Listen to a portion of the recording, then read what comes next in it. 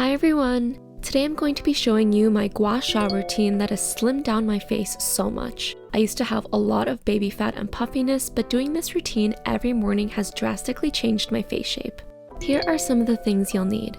Now, of course, I'm washing my face beforehand. I want to make sure that I'm working with clean skin before I do my gua sha routine. This also helps wash away any dirt and debris that may be lingering, which can make it harder for the tool to glide.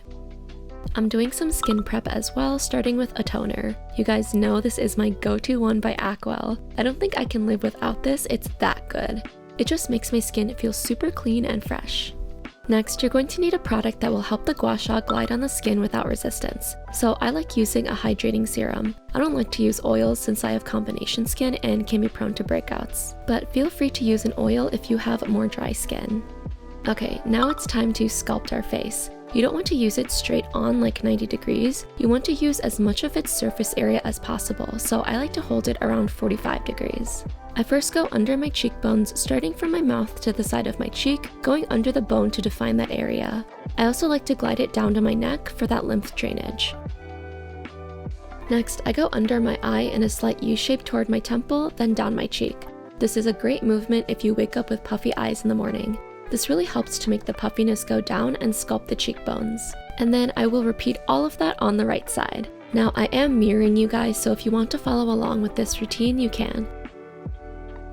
And don't worry if your face becomes a bit red, that just means you're increasing blood circulation, which is a good thing. Now the key to gua sha is that you have to be consistent. I've made it part of my morning routine, so I always remember to do it.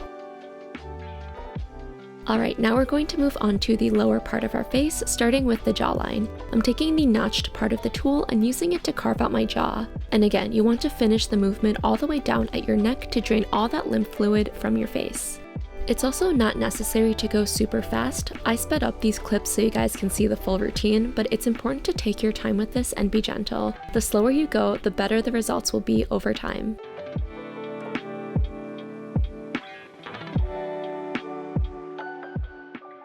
I also like to gua sha my neck, so I'm taking the long edge of the tool to glide up. You don't want to go down because that can drag the skin, which we don't want. The neck is one of the first places to show signs of aging, so you want to treat this area right.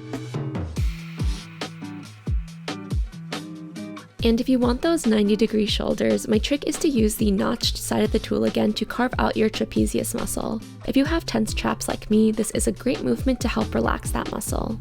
I like to go right on top of the area as well as kind of on the back of my neck, and this feels so good. This is like my favorite part of my gua sha routine.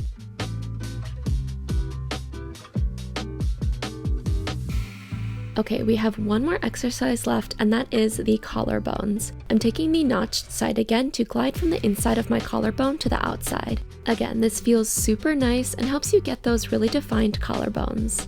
I think the décolletage is one of the prettiest parts of the body, so I'm taking extra time to make sure I care for it.